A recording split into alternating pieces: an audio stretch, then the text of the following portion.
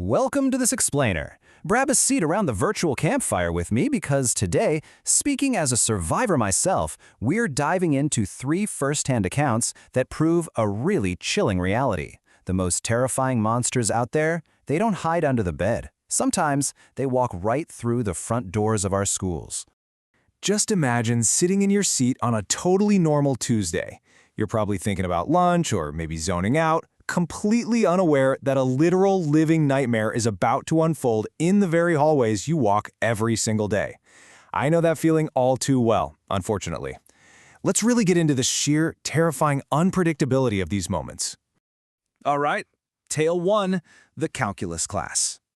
So picture this. It's a typical Friday, 7th period calculus. The class is playing an innocent game of Sporkle when suddenly a frantic, breathless, lockdown announcement from the dean completely shatters the calm. The tension just goes from 0 to 100 instantly. Minute 0, the lockdown is called. By minute 2, as they're all scrambling to hide in the back corner, the school cuts the power completely. The familiar buzz of the room just dies. That sensory deprivation hits, and I'm telling you, every single second sitting in the dark feels like an absolute eternity. Out in the hallway, they start hearing it. The terrifying shrieks of a clearly unstable man, and he's getting closer. The kids in that pitch-black calculus class could hear this guy approaching, and the reality of the threat really sets in when they hear the chaotic, violent sound of him just smashing and banging on the metal lockers outside. As classmates are starting to quietly sob in the dark, the pounding actually moves right to their classroom door. It creates this atmosphere of pure, concentrated claustrophobia. He's literally right there on the other side of the door, rattling the frame, screaming to open up. For what must have felt like a lifetime, they're just waiting in the pitch black, praying that lock holds, until finally, thankfully, his screams start to fade down the hall. But here is the truly chilling part. After this guy assaulted the front desk worker, a night janitor later found him sleeping in a storage closet, and he had a .44 Magnum right in his pocket. Because the school didn't have modern cameras at the time, the man managed to just slip away into the night after the janitor accidentally woke him up. To this day, they never found out if he was ever actually caught. Wild, right? Moving on to Tale 2, the multi-purpose room. Our second story kicks off on this gloomy, overcast October day.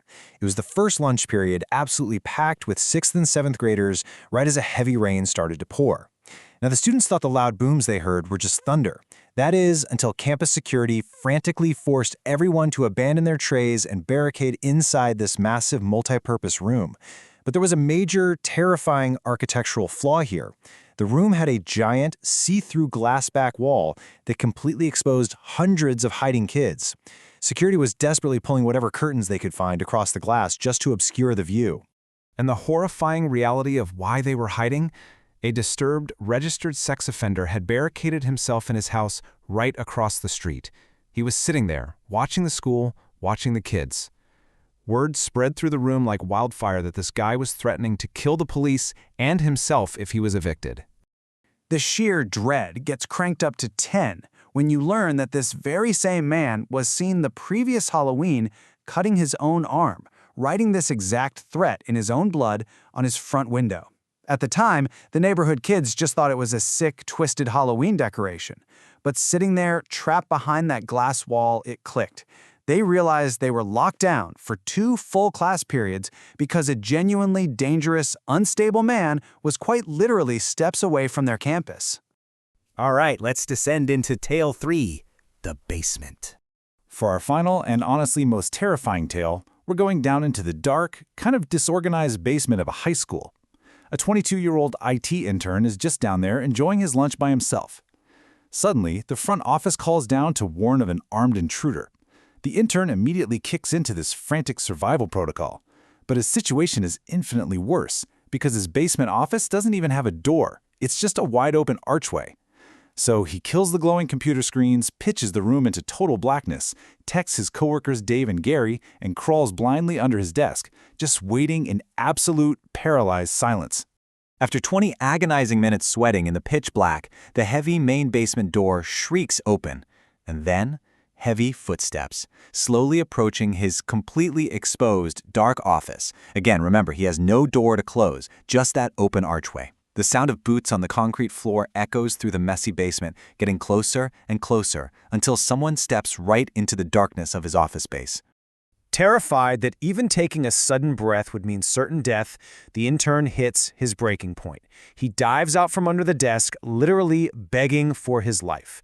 But instead of a gun, he's pulled up by a man in a red plaid shirt wearing jeans and a reddish-black cap.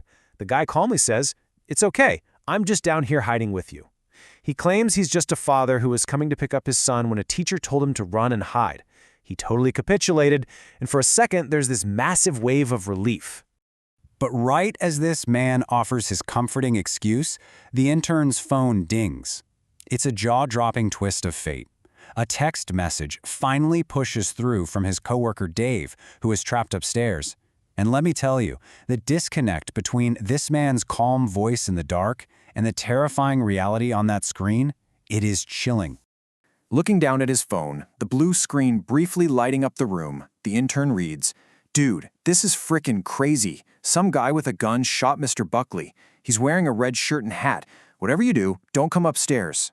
His stomach completely drops. He realizes he is trapped in a pitch-black room with the actual shooter.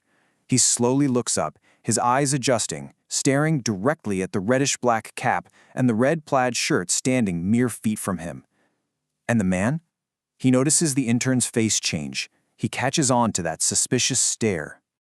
In pure, unadulterated panic, the intern sprints for the stairs. He doesn't even think. Survival instinct just fully takes over. As he bolts, a bullet fires. The deafening crack of a gunshot echoes in that enclosed concrete basement, the bullet ricocheting off metal in the darkness just inches, literally inches away from him. Miraculously, it misses. He throws open the basement exit doors, bursting outside right into the arms of heavily armed police officers waiting to catch the shooter. Thankfully, the teacher, Mr. Buckley, survived that horrific gunshot, and the shooter was immediately apprehended. But as our campfire dies down tonight, we really have to confront the unseen psychological trauma left behind. These aren't just dramatic movie scenes that neatly end when the police arrive. As survivors know, these intensely claustrophobic moments of sheer terror fundamentally alter your sense of safety forever. Because while the school bells eventually ring again and the classroom doors finally unlock, we have to ask ourselves, do you ever really stop hearing those footsteps in the dark? Thanks for gathering around the campfire with me for this explainer, everyone. Never take your safety for granted.